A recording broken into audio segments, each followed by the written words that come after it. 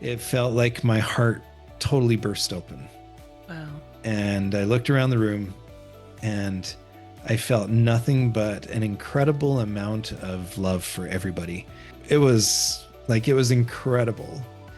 And every energy center in my body, right from the top of my head right down to my root, were, I say, they're lit up. Like it was just like I just had felt this somatic flow of energy within me.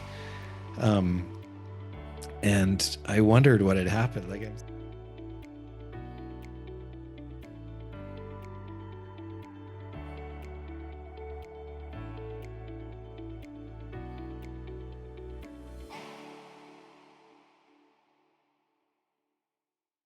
Welcome to the Light the Day podcast, where we explore spiritually transformative experiences. I'm your host, Julie Clough, and today I am super thrilled to introduce you to my friend Richard Haynes. We met at a special event, oh gosh, a couple months ago. And Yeah. yeah, 2 or 3 months ago. And I'm just really excited for you to hear his story. So, Richard, will you share just a little bit about you, just a thumbnail so we know who you are? Yeah, I'd be happy to. And thanks for having me, Julie. It's wonderful to be here with you. So I live in southern Alberta, Canada. I'm a Canadian, a foreigner to anyone who's living in America. But it's really not that foreign up here. Um, I've been married actually on Sunday for 25 years to my beautiful wife, and we have 5 children who bring us so much joy and just love that. I'll often speak in those perfect moments and say, "This is what it's all about," and tell my kids, "This is what it's all about." Mm. And by profession, I'm a professional coach. I'm a business and a life coach, and I've been doing it full time for the last 6+ years. I love it. It aligns with me and my personality and who I am. And education wise, I have a master's in business administration and a bachelor of commerce degree. And so those kind of line up with the business side of things. But mostly when I coach people, as an executive coaching type role where I'll coach leaders and one on one. And I do have some other training stuff that I do, but Yeah. in a nutshell, that's my life. And it's kind of interesting to say that on a podcast about spiritual experiences. Well, that's what I was just going to say is people are going to be like, what does this have to do with our topic? And we're going to get into that because where we met was at a conference. Vinny Tolman, who's been a guest on the show before, um, he and his organization put on a conference in Las Vegas at the beginning of May, and I happened to be sitting near you and your wife and your daughter, and got to know you guys and just really enjoyed that, and we've stayed connected since then. Um, so obviously there's an interest in the spiritual realm and the spiritual path. So kind of take us back to where things began for you in this context and what that looked like. Yeah, I like if we go right back to the start, I grew up in a home of faith, one where we attended church, and my parents taught us to pray and to seek answers from God. In fact, we have a little bit of a family lore story where my parents had my oldest brother, and they were told that they couldn't have any more children, and so they adopted my sister. And then my oldest brother said to my mom, he's like, I want a baby brother. I don't want a sister." And so she said, "Well, baby brothers come from Heavenly Father, so you'll have to ask him," kind of like pushing it off, but also encouraging him. And he prayed, and it was for a couple months, just very diligently every night, hop into bed. And then one night he didn't. And it kind of caught my mom by surprise. And she said, "You didn't pray for your brother tonight." And he said, "I know." And within a week or very short time later, she was pregnant with me. And then I'm sure that lore was probably passed down, where I have two younger brothers as well, 5 years and then 8 years younger than I am. So Wow. it kind of started there, and I didn't realize how lucky I was until I'd grown up and left home, and in that Um, Mom and dad would grow a big garden, and mom would make fresh bread all the time, and my friends would have the Wonder Bread, right? And I always wished I had Wonder Bread, but now I think I was crazy to think that I wanted that store-bought bread instead of that fresh homemade um, uh, the stuff that my mom made. And I was always a sensitive child. I was reading my report card from kindergarten, and my kindergarten teacher said that Richard is good and diligent, but um, sometimes gets a little upset with or thinks that people are out to get him, something along those lines. Where um, I was just sensitive. I was the middle child, the middle of five, and um, didn't really understand what that meant and thought everybody was like me, just like the rest of us. We think everyone's like us until we realize that they're not. And so I grew up really seeking answers from the divine, seeking answers from spirit, seeking answers to guide my life, and had some pretty powerful experiences along the way. I'll just share one of them. I was going to university. I had a really good job driving limousine through, and then in the summertime they'd hire me full time to be in the shop and detail cars and keep my suit there so I could throw it on and just catch the calls that were coming in last minute. Um, and it was wonderful. And then this one year I had a dream, probably in about January. And in that dream, and dreams they're not uncommon for me to have dreams that definitely aren't like the ones that seem random. Um, but they're not something that happen all the time. It's so probably once a year I'll have a notable one worth remembering. In this particular case, I had a dream that I was supposed to start a landscaping company and do that during the summertime while I was at school. So Nice.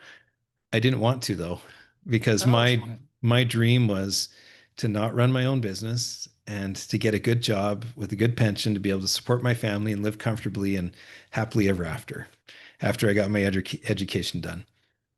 Um, and so I have this dream, and I'm like, I don't know what to do with it. So I went and had a conversation with uh, a gentleman who was taught some religious instruction classes, and I really trusted him. And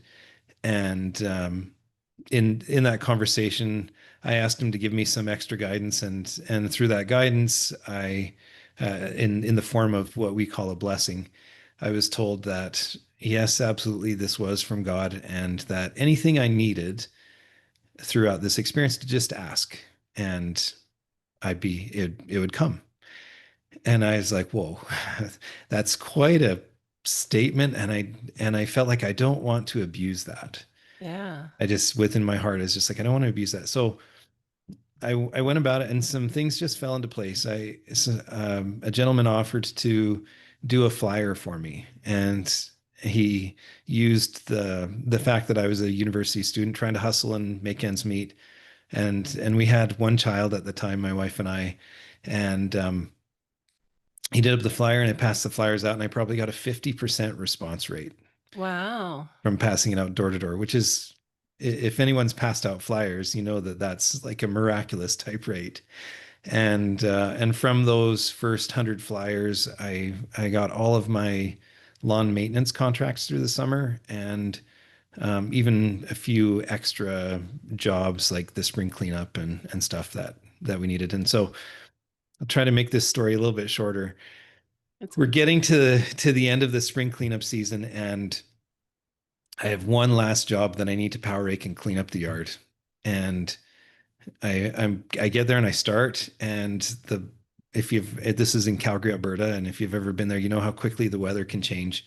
The black clouds started to roll in from the west, and I could see them coming, and the whole sky was black. And then I felt the first few drops of rain, and I knew I wasn't going to finish it. And so I had the thought in my mind I remembered that promise, that statement, that whatever you need, just ask. And so I said a very simple, sincere little prayer, and it's just like, God, if that promise is real, I need it now. because I had to get this done. We were leaving, and it was like the cleanup season was ending.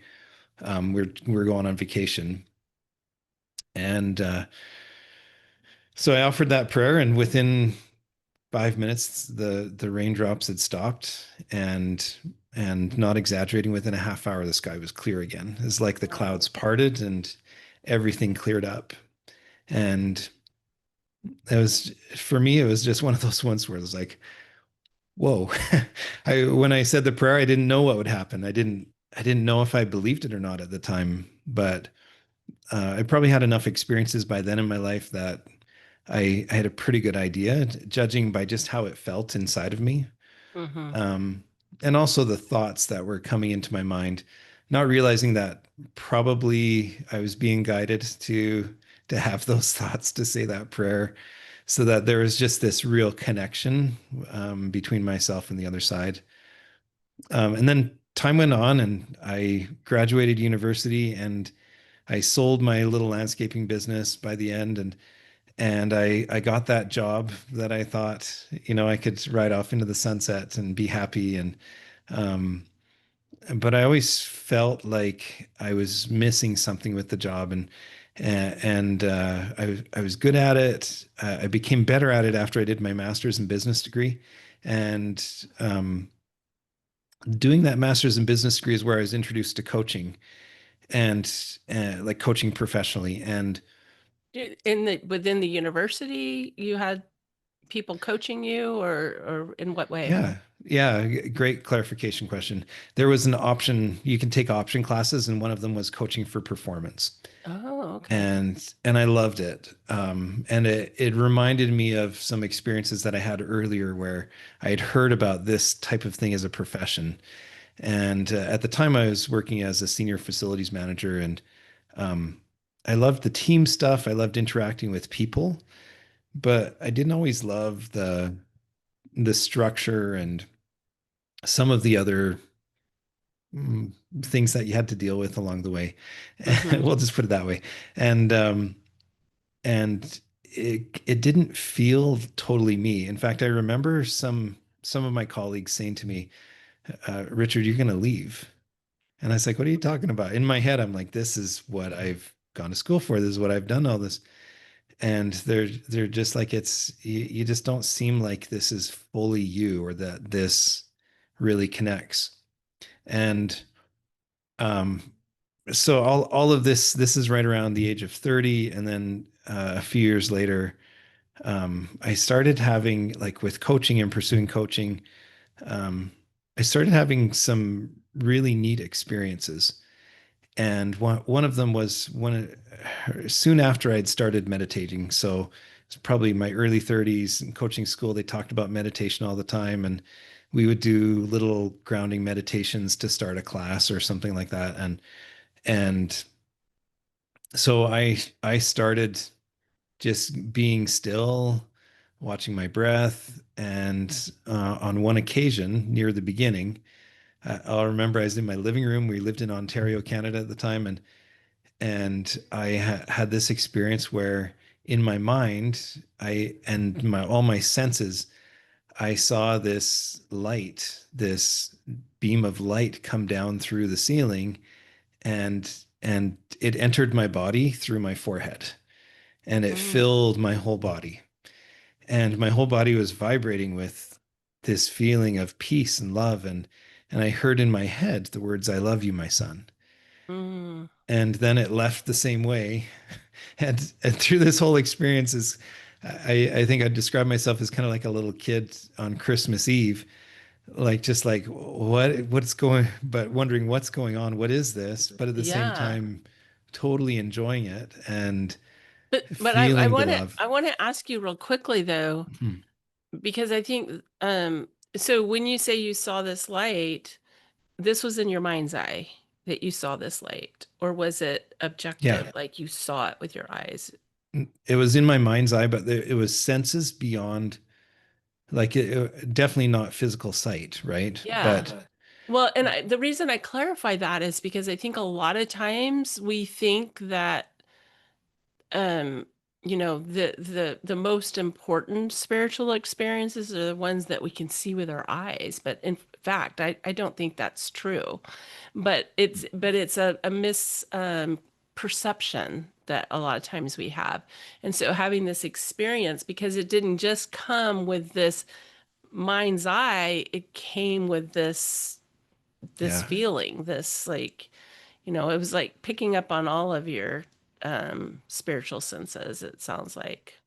Yeah, spiritual and physical sensations as well with it. There's Mm, very definitely a somatic experience to it, meaning like in my body. And what just occurred to me now is the interesting kind of juxtaposition between this one and the last one about that prayer is that one was outside of me and this one was inside of me. mm, And kind of represented about that time what I was doing is going inside and really discerning and exploring and finding out what who I am and what it was that I really felt was real and um and it was interesting. It was an experience that I was like, do I even share this with other people? And so it probably took me a little while. I probably shared it with Andrea and Andrea being your wife. my wife. Yeah, yeah, and and maybe a few close friends, but maybe not for a little while. What did that experience mean to you? Like, how did it change you? It changed me because like what I meant it made it mean at the time is I realized how powerful meditation could be. Like that was Mm, one of the biggest, like that was an anchor point of I love this meditation thing because here was a brand new experience and here was an experience that was full of love. And so this this meditation thing is good and and healthy for me to do. yeah. And perhaps like part of it is perhaps I really don't know as much as I thought I knew Oh, that's so about spiritual things. yeah, that's so interesting. And what I'm hearing too is the importance of just having that space where you could have an experience like that, because we just in Yeah. general in life we're just running, running, running, running from here to there to everywhere with a million things on our mind, and just creating that space and that practice Yeah. allowed that divine communication. Yeah. Yeah. And not having expectations. Yeah, I think like that precious experience happened without any expectation of it happening. right. And it hasn't happened since. At least Mm, not in the same way. I've had other experiences, but definitely not in the same way, which is beautiful. yeah. So time went on and I was practicing these and exploring within, and I started questioning everything, um, all of my beliefs and stuff. And I also knew by this time that my that dream I had of getting finishing university, getting that job, and living happily ever after wasn't a reality for me at that point. That there was something else, um, and I really felt guided through spirit that coaching was it. Like that, this was my calling. This is my path. The thing that whether it was the next step or my career, I loved it. Like it was life giving and it filled my soul. And so I kept pursuing it and kept exploring what I believed and thought. And I ended up having a what many would call a faith crisis through Mm, all of this. And without getting into too many details about it, what happened is I basically questioned every single belief or thing I was taught or told through my life and boiled it down to almost nothing. Mm. And even though I had had these experiences, I still questioned whether God existed, whether there was a divine power or creator at the time. And when you do that, there's also what happens, and I can speak to this now with hindsight. Going through it, I definitely didn't have this perspective, but there's a loss. There Yeah. is a loss, and there's a grieving process that happens when you lose your paradigm. You lose how you once saw the world, and and part of that grieving process is anger. And I became quite bitter and angry about some things. I thought in some areas I probably wasted my life. I had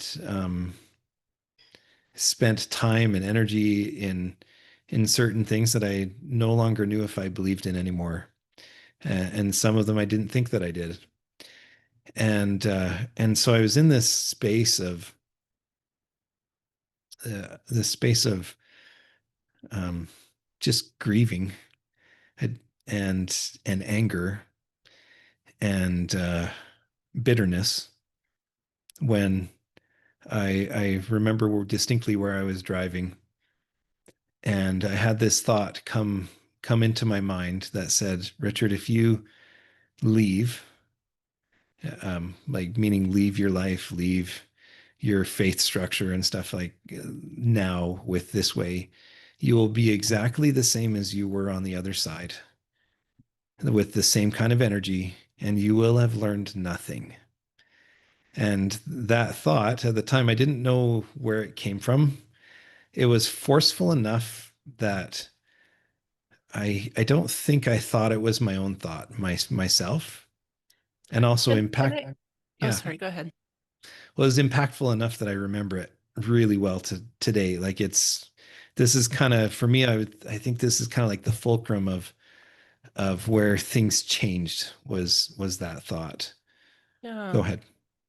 Well, a couple of things. One is like as you're explaining that, it's just like you're standing on dry land. Like you're just standing on desert land that has no life, that has um no water, has no life, has no, and you're just standing there on this parched earth Yeah, and you're looking out into just barrenness. to But nothingness. Yeah, but that's I how it seemed. yeah, but I'm curious about the message because I want to make sure that I understand the way that you understood it. So if you left that now, you would be no different than you were when? I'm not quite sure I understand that part. So, yeah, and how do you give words to spiritual messages? Because sometimes it's just a thought, right? But it was a very forceful thought, and it was like I was looking at myself as this faithful believer on the other side of the divide, and I was being told that the energy was the same, Oh, being interesting. being on the other side, and that if I stayed there or left that completely, left my faith tradition, left the way that I believed and saw things, that I will have learned nothing, that I'll be as if I had never started that journey. Oh, interesting. Because I would have stayed the same and would have had the same kind of, lack of a better word, zeal on this other side. I gotcha. And so that thought changed how I was approaching. And I realized that I had to come to an integration of who I am and everything that I'd been through. And part of that started to happen by I had a wise friend who kind of challenged me one time. He said, "What do you think is the most important principle spiritually?" And I probably threw out an answer like, I don't even know what I would have thrown out at the time where I'm trying to remember where it was, but something about humility or something like that, right? And to be open, right? Being open. And I said, "What do you think?" And he said, "I think it's beauty. I think it's seeing the beauty in everything around you. Mm, And I think that that one experience was maybe teaching me that too, is to see the beautiful parts instead of being so bitter, instead of being wishing some things had gone differently or been a different way, to integrate them, to see them as a part of me and as a beautiful part of me that, it was meant to be. I was exactly where I was supposed to be. mm, yeah. And and so that thought, that experience helped me to start to put things back together. And I don't want to give any impression that it was easy or that it was fast, because it was the most painful experience I've ever had in my life. It's Yeah. the death of an old way of seeing the world and a rebirth of a new one. Um, And and it's how do you almost put, like at that point you kind of start opening your eyes and you're still way off in the distance from the oasis. yeah, But yeah, but you're starting to see that possibly the oasis is there. yeah, possibly. Yeah. Yeah.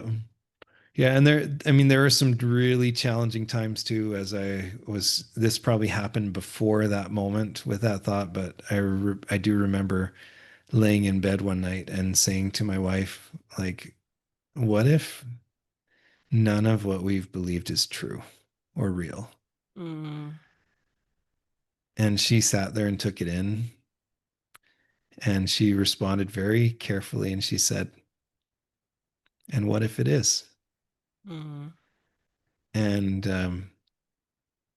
and I mean, 25 years this year, so we're still married. I was worried when I went through it that I might lose, um in going through it, not knowing what would be the outcome on the other side, that I might lose my family, that might be a part of it, a part of the consequences of going down this road. But questioning I'm things.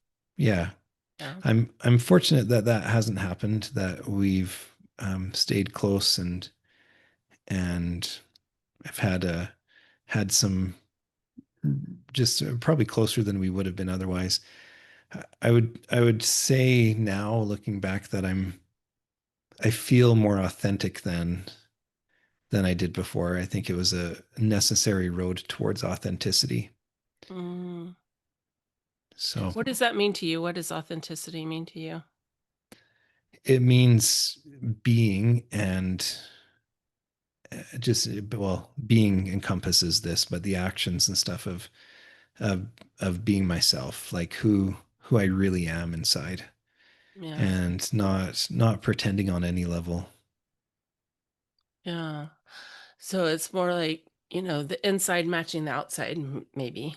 Is that Yeah. how you would view it? Yeah, and from my vantage point, I also see it as a spiritual thing as well, where who we are, like who our higher self is, who our spirits are, is coming through how we act on a moment to moment, day to day basis. Yeah. It's so interesting because as I talk to you, I have so many visuals, and that doesn't always happen. But right now I just have like this download of visuals, and so I'm going to share one more if that's okay. Yeah, But please do. when you said that, like it's almost like the spiritual was like the windshield wipers that like wiped the dust off of the windshield and allowed more of that Mm, like that spirit part of you, that like real, anyway, I don't know if that makes any sense, but I just had that visual of that, when you said that about it being a spiritual process, and I agree with you. I think it is. mm. Yeah, and I'm glad you said that. That also reminded me of, another significant marker post along the way back to putting it all together. And that was sitting down with some friends who were, really kind and patient, and I could talk to and share things with. And so we were sitting down with them one evening, and I don't even remember what was said, but it felt like that metaphorical shelf where I'd stuck all my spiritual experiences on while I did all the intellectual work. Mm-hmm.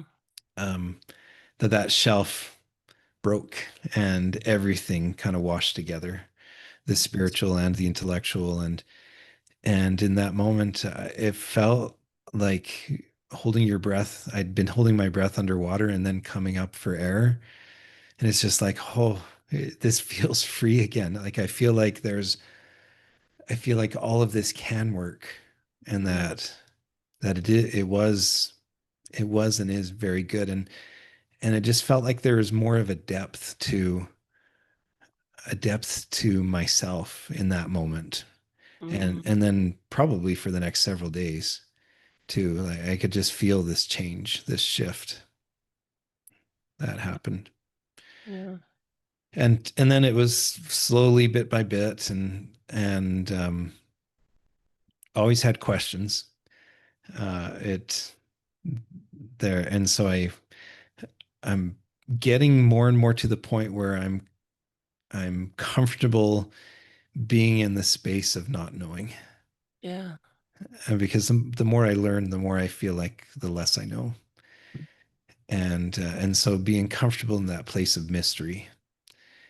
Um, when I continued with I finished my coaching training and kept the practice of meditation, maybe not as regularly as I would have liked at the start. Now I meditate every day first thing.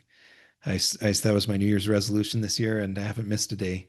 And I plan to keep it, That's just keep it going. awesome. I wish I could say that.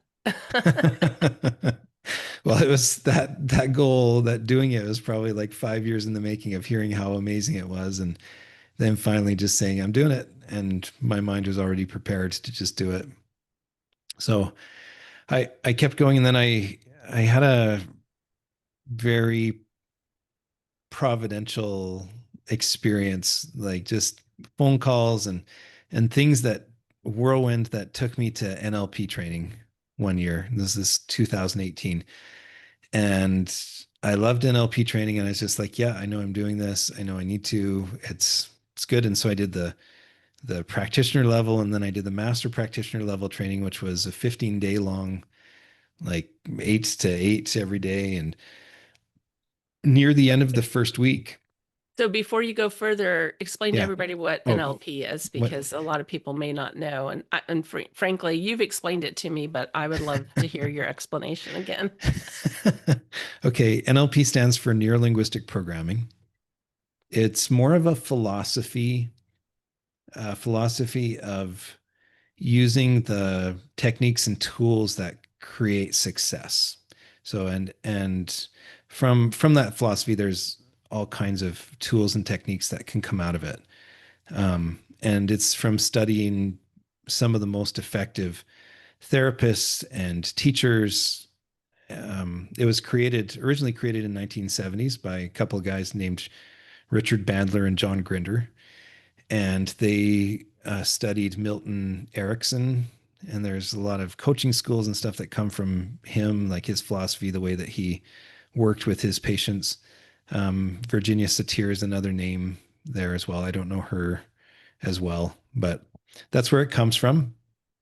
And so it's also a philosophy that um, has ethical standards and a way of looking at things to help the client be empowered.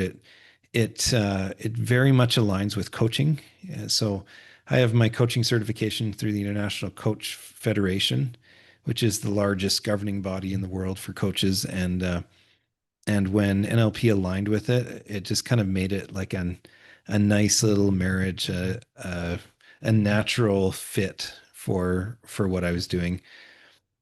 Um, so I'm in this second training, and we're about a week in. And when you learn the techniques and the tools, we you practice them.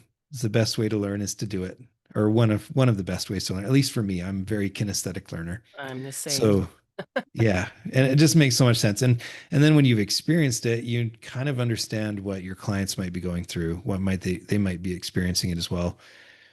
And we go through the first week, and a lot of it is kind of doing release work, letting go of limiting thoughts, negative emotions, um, negative memories perhaps that you're holding.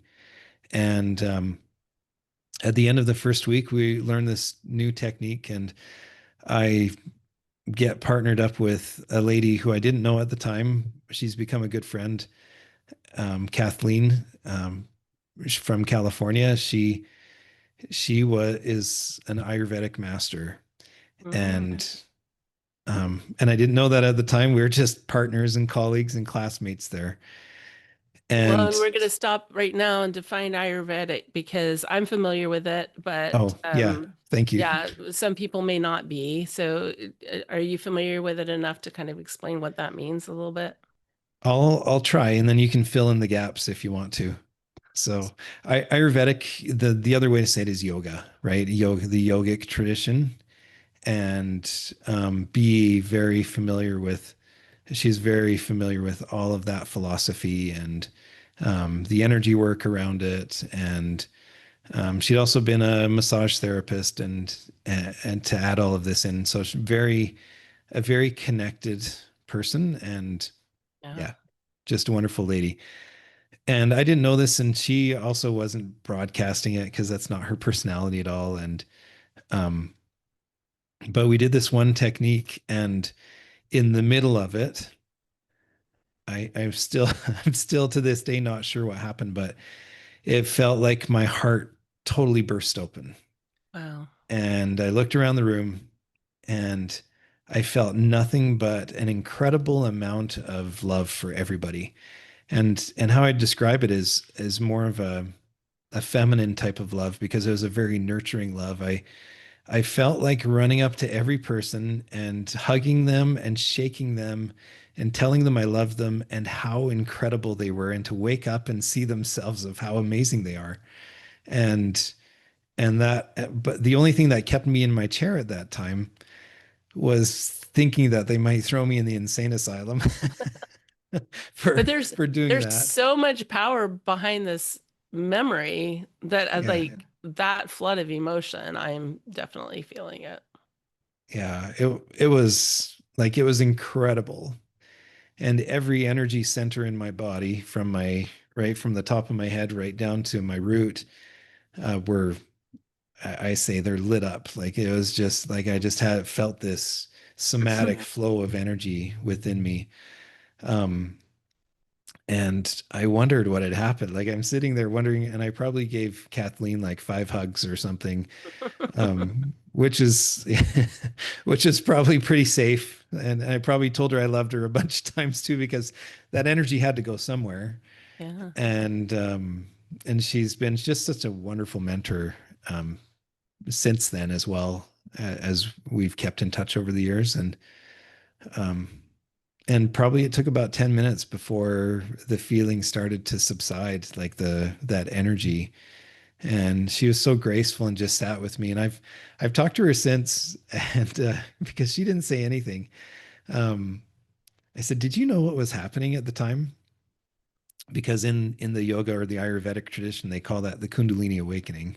Mhm. I've since learned. I didn't know at the time, but that's the label that it's given. Yeah, and the Kundalini awakening is when, and I'm gonna botch this trying to share it briefly, and you can correct what I say wrong or or add to it, but is just this energy that clears, kind of aligns all of our energy centers, kind of clears everything. It's like it's almost like a rebirth.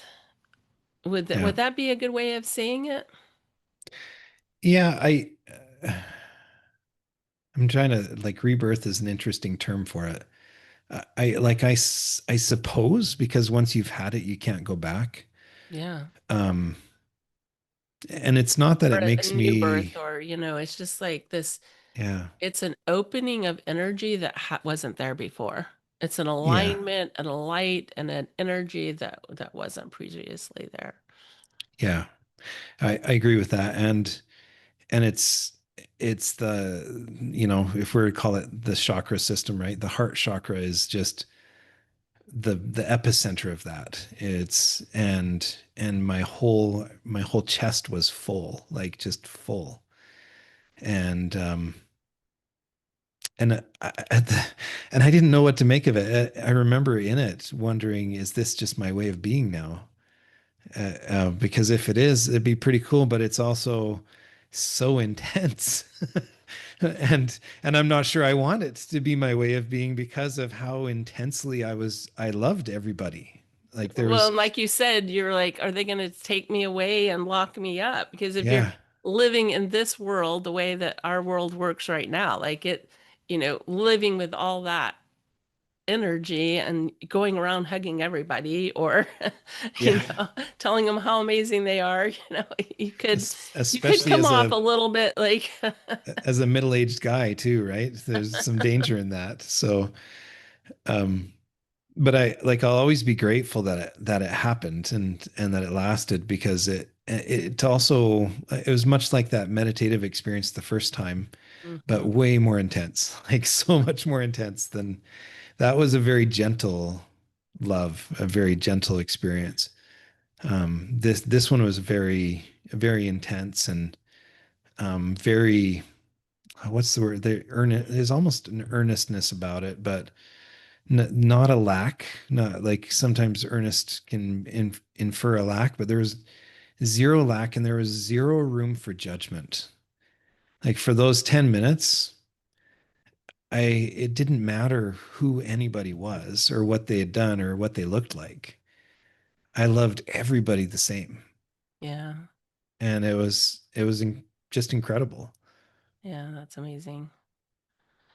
So what did you do from like how did you interpret that experience? How did that shift things for you? Like what do you do with that? Oh, yeah, that's a good question.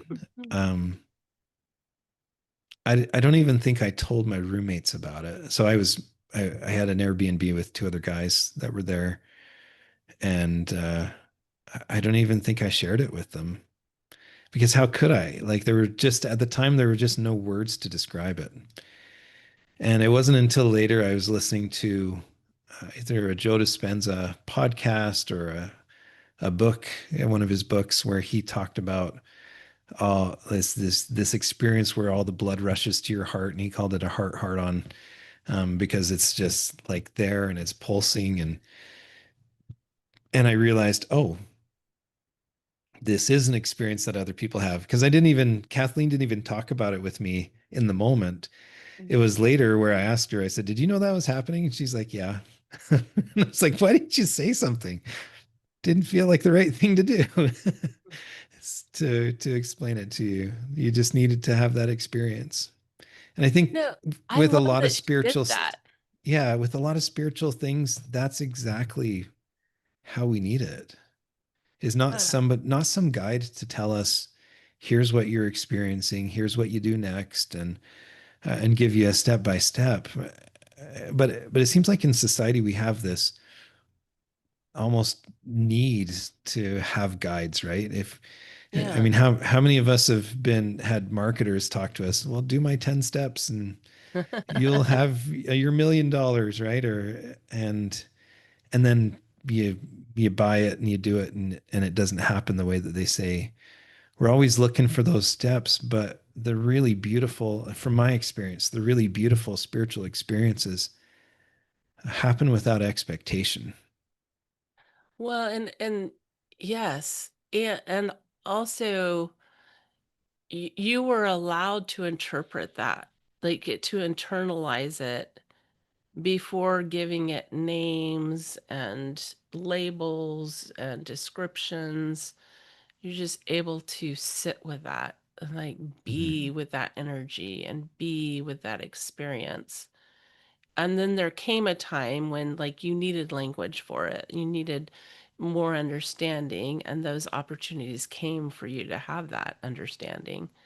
Mhm. But in the moment, you know, uh, uh, uh, yeah, like you said, sometimes we rush to have somebody else identify what our experience has been instead of allowing ourselves to go within and say, what happened and how do I feel about it? And how do I want to feel about it? How do I want to Mhm. define this and move forward from there?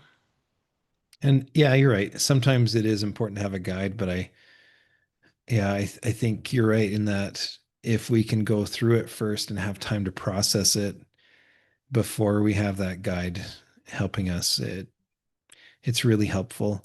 I think something else that I made it mean too is it completely transformed my understanding of our nature as people. In that I really believed because I had experienced that our true nature is love. Like Mm. that is who we really are. A couple probably 2 years before this experience, my sister called me up and gave me the news that she had colon cancer. That was stage 4. And in that moment, she said, well, and the funny thing is too, right? Here's my sister who's a year older than me, the adopted child, but her and I were so close growing up. Um, she said that in that moment when she taught me something so profound. When, the moment when the doctor tells you that you're gonna die, that you have cancer, she says all the cares and worries melted away, and the only thing left was love. Wow. And and I experienced that, but not fortunately. Fortunately for me, I wasn't told I had cancer. Fortunately, it was fortunate, you know, fortunate or not, is just that was my path. Um, and that experience with her telling me to is it's kind of funny. She had time to process it, and here she's the one with cancer, and she's the one comforting me and saying it'll be okay. Isn't that interesting the way that works? Yeah, Mm. yeah. I'm thinking like similar to your children that you've lost to, helping you know that it's okay. Yeah. Um, but that's so that experience of realizing our true nature, like of who we really are, has changed how I read scripture. It's changed how I look at people. It's changed how I coach as a coach, knowing that that our best, like our potential, will come when we're in that space of love, all of us. Right. And it looks a little bit different for everybody. It can look different. You have So a question? I'm going to ask you maybe a question you're not expecting. Okay. But I've heard people in the past talk about a Kundalini awakening and how it can have how it can be a painful process. Did you experience that at all? Did you have um, any negative symptoms or uh, adverse responses to it? I don't think I did. I, Yeah.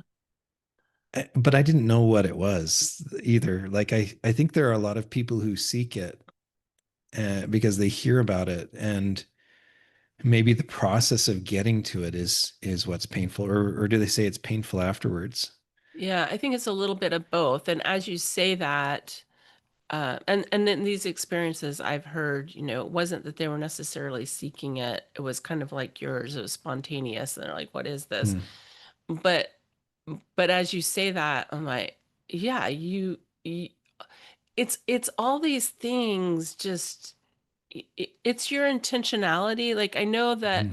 the spiritual experiences that we have are um can be very spontaneous, and yet at the Hmm. same time they're also you were a seeker and you were preparing and you were like you didn't know what you were preparing for, right? Hmm. But you were a seeker and you were like willing to do the work and you went through all this pain of like kind of breaking everything down and going, okay, Yeah. I'm gonna break everything down and see what's left, see, like I'm gonna put all the Lego pieces out on the floor in pieces Yeah. and go, okay, what do I have here? Right? You were willing to do that. And then you were Yeah. willing to listen to that spirit voice that spoke to you in that barren place that you stood, and willing to move forward as you felt guided from there. And that was a painful process. Yeah. Yeah. It was so painful. And so And that led perhaps you to this experience that you had perhaps where, that had already happened, that part of it, if that is a requirement of it. Um, and I don't want to it, suggest that it's a requirement of it, but I yeah, I do don't want know. to suggest that y- y- I just don't think that we grow and that we experience things. w- Okay, I'm thinking back on some other. It's all in timing, right? Divine timing. And I think that we have our own responsibility in that divine timing. And as we're willing to listen, or there's a podcaster that talks about how, like, spirit will, and I don't remember the words he uses, but he's the spirit will come around and, nudge and nudge and nudge, and then it will hit you over the head with a sledgehammer if you're not paying attention at some point, right? Um, so there's that part of it. Yeah, I don't know. Like I'm an explorer too, so I'm just kind of Hmm. thinking out loud as I think about this whole idea of like, you know, what is our responsibility? What is divine timing? But I do feel like that we have an opportunity within our own experiences to accept or deny the experiences that we're having. Hmm. And I want to highlight another thing that you said earlier, or that you mentioned earlier. And it was this idea that, as like you kind of broke everything down, and you're on this intellectual, right? This intellectual journey, but it wasn't sustaining and it wasn't life-giving.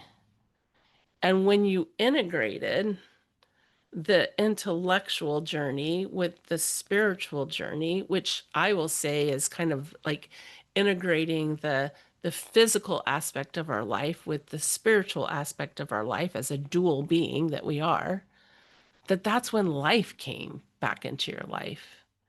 And that's been my experience too, is that when I get off on these little tangents where I'm like total skeptic, I go back into my math brain and I go, this is all craziness. And I'm saying that for everybody that's listening that's going, I'm nuts. I'm like having these experiences and Hmm. I must be nuts. Because Yep. I have thought that too. Because my left brain goes, no, no, no, no, no. But then when I come back to integrating this, then everything just feels better, and I don't have to leave my left brain behind, and I don't have to leave my spiritual behind. I can Hmm. bring them into a cohesive experience. Anyway, The whole, you bring it everything together. yeah, Yeah. I agree with you, and I think that that's really critical. It's part of it is the acceptance and the love of oneself as well. Um, you're exactly. you're kind of asking some questions there of what was, maybe you didn't put in these words, but what was present? Like what could have been present to bring that about? And um, I think that we talk a lot about practices. For those who know, like who've read Atomic Habits or the book The Slight Edge, and those kind of principles are not, they're not just real, they work over time. And a lot of times we love to tell the story because we're so conditioned to it, of how this came to be like this big crescendo moment, and now you win and you're happily ever after, kind of like how I felt my job was. But that's just not where these experiences, they start so much sooner. Mm-hmm. I've always had a very sincere outlook on life. I've practiced sincerity for my whole life, and I believe that's a quality like that you practice over time will open and unlock some doors. A quality of being frank and honest will open and unlock some doors. A quality of humility, really real humility, as I like to call it. The humility is the willingness to be open to what's presented in front of you and not know. That's how I define Mm-hmm. humility. Love that. And because then your heart really does become a fertile soil to what's happening and can change. I don't think my heart was a fertile piece of soil before the faith crisis happened. I think that it was hardened. It was fertile to a point, but it wasn't open to where it needed to be. I, I, my way of being was somewhat judgmental. I was always kind. You can be very kind and still be judgmental at the same time. Absolutely. I've lived there before. Yeah. And people can say that you're really nice, but in your mind, in your heart, you're very judgmental. And that's something else that's a practice as well, is because you've learned to be judgmental based on the natural human condition to try to stay safe, or based on what was modeled for you, based on your genetics as well plays a part in it. Mm, But you also have the opportunity to change it, to break that pattern so that you can live with a lot more love, because judgment is an illusion that covers up what we really are, which is we're beings of love. yeah. Well, and I think I took us on a little train track off the side here, but I would love to talk about, in the last few minutes that we have, how that changed you, like having that experience, because that feels like it was a um kind of a life-changing experience. Like I was here and now I'm here. Would Do you you, would you say that? you're talking about the Kundalini Yes. experience? Uh-huh. Yeah, it was life changing. I reflect on it fairly frequently. I've had a couple of experiences where I've been working with clients where I know that they've had a similar one, Mm-hmm. and because I can feel it. Mm-hmm. And when I'm working with clients, I can often feel the some of the intense energy that they might be feeling. Um, so, eh, to be honest, there is a little piece of me that hopes that that'll happen again someday. Even Mm-hmm. though I know, like I'm aware of the principle of just love the beauty that's now, that's in the here and now. And perhaps I also think perhaps it's about those simple practices of becoming. Like I had an intense experience that showed me what I could be, or how I could experience life. And and it's almost like that's become a little bit of a goal of being that supportive and that loving, and um, with people. But like I said, I like when I read scripture and the word love comes up, it means something different to me. Yeah. When I read other books, when I hear of other people's experiences, I have a different frame to be able to look at it from. Yeah. Your experience reminds me and a little bit of Rebecca Castle, who I interviewed on the show. I think she was my first guest.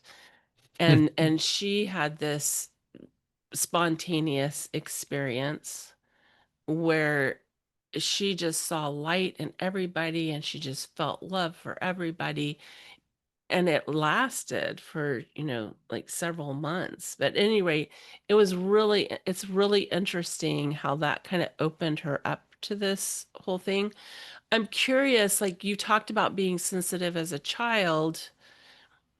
How how has that, like, I imagine that as you have gone through these experiences, that it has educated your spiritual senses, your empathic senses. What does that look like for you today? Yeah, I'm going to answer that question in a little bit of a roundabout way of just That's what's coming to okay. mind. Yeah. Um, I think that some of that sensitivity as a child was what I felt were the expectations that were being placed on me as a man in society, Mm, um, as well. And so I pushed some of those down, some of that sensitivity down, some of that empathic stuff, because being emotional, crying as a boy or a man, like not so much with my parents, and then I'm not blaming anybody. It's just kind of the pressures that we face in society, a lot of and conditioning. Yeah. yeah, a lot of conditioning. It's just part of life. And so we spend when we kind of wake up to that conditioning, we spend part of our lives deconditioning what what's happening. And so what was your question again? How So I'm the wondering, like, sensitivity? yes, like how that your empathic nature and your spiritual gifts have, um, how you view them today, or how that has unfolded for you. Yeah, I'd say with a lot more curiosity than anything. There are some gifts that I use regularly to serve people. I still hold to the belief, but with a little bit of a different understanding that our gifts are given through us, not to us. Like our gifts are meant to serve and lift. And I'll say that with the caveat that sometimes we need to be served and lifted by them too.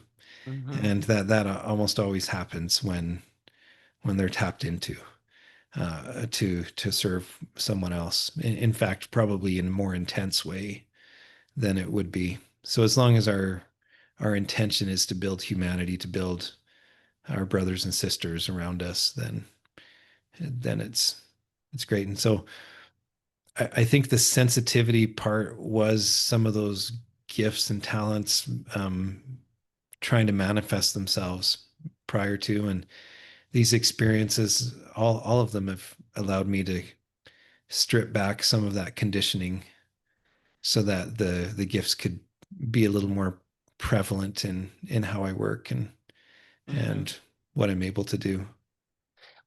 Can you give us just a brief example of like what that looks like for you? Like, maybe a specific about like um how that shows up for you. Yeah. Um, I'll give you two examples. Okay. One is that I at times will see light around people, like light that waxes and wanes. And I've noticed this since I was about 19 years old, but I didn't know what to do with it. But as a coach now, it happens pretty regularly. And so it's just an awareness thing for me to know where somebody's at when we're working together. Like when they become aligned more and more. And I don't know how to describe it other than there's this little band of Yeah. white light around their body, around their head, and sometimes it encompasses the furniture. Um, Science has proven that we're all vibration, we're vibration and waves, and so I'm guessing that that has something to do with it. The other part is the inner knowing and learning to trust what comes up inside of me when I'm working with clients or other people. Or I mean, it's not just clients, but people in different capacities that I've served in a church, and just but allowing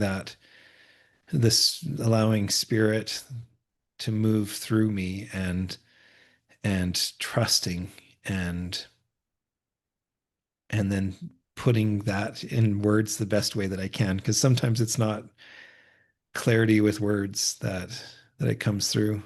I understand that more than you know. I'm like, Yeah, I know hang you on a do. minute. I'm gonna get some Yeah. words for this. Like just a minute. Like Yeah. Yeah. yeah, I And get that. I think that's part of it too. And when you come at serving others from a perspective that we are love, right? That's our true nature and who we are. It makes it a lot easier to trust. Yeah. Now, do I do that every minute of every day? I'm human. I'm Yeah. working at it. And it's like, and I kind of look at life now as it's a wave. Like we're it's kind of up and down where we're feeling, and we label those top spots as that's how I like to be, and that's when I'm at my best. When it's actually the valleys, we need the valleys to balance out the wave, Yeah. Yeah. and And it's all and beautiful.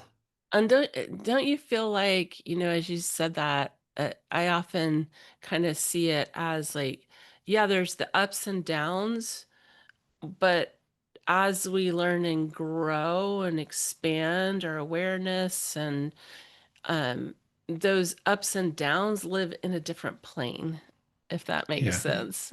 Yeah. It's like, yeah. okay, we were doing those ups and downs over here in the desert. Well, now we're going to go do those things on a tropical beach.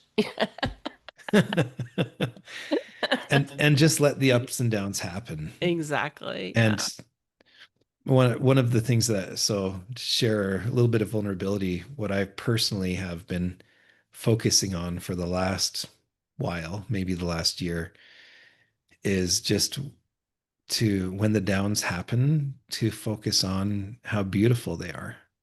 Hmm. And that's been hard. Like, it's been hard because it's Yeah. breaking conditioning, it's breaking old patterns. Um, but man, it's amazing, and it helps.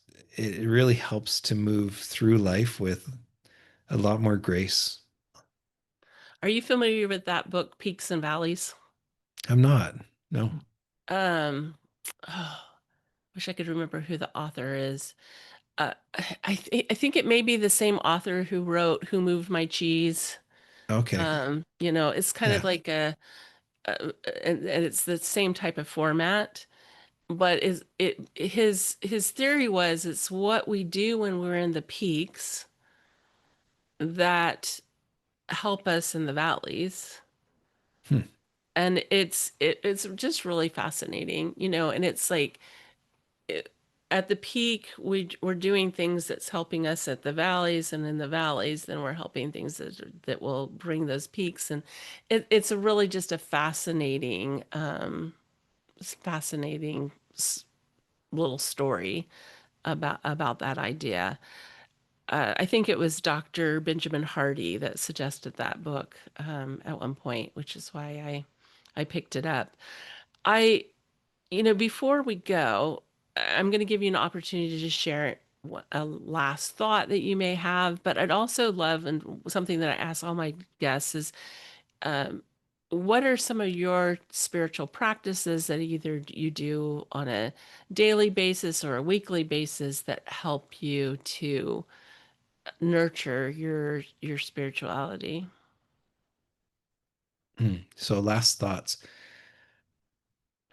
I think, okay, so I'll do daily practices first, and then I'll share a last thought, if that's okay. Okay. Yeah, A perfect. daily, weekly. So for me, it's what I mentioned earlier. I get up and I meditate for about 25 minutes first thing, the very first thing that I do. I try to make sure that happens first. It's my connection. Something that I'm trying to implement is then the next 10 minutes becomes something that I'm doing only for myself. Mm, Because as a husband and a father and a coach and all the different hats that I wear, it's easy to jump into doing something for someone else. So opening up, I don't open up emails, because you open up your emails and you're looking at all these requests that everybody else is making of you. Yeah. And so that's another practice that I have. And I have a prayer in my heart throughout the day, just about being connected. And again, what does that look like?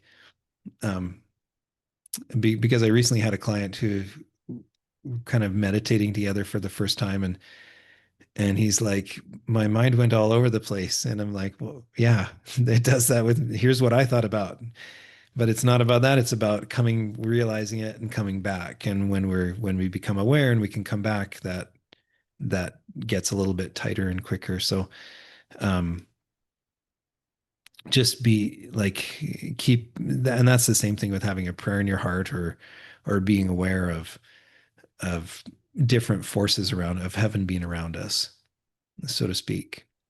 And then after that, like I'll pray before I go to bed and take some time to think and reflect. And um, I don't do this all the time, but I'll often look in the mirror after I brush my teeth, and I'll look myself right in the eye until I feel it and say, I love you, just to reflect that love back. And it changes. Like I've had a bunch over the years that I'm thinking of, but as of right now, that's where I'm Love at. that. Thank you. Thank you for sharing that. Yeah.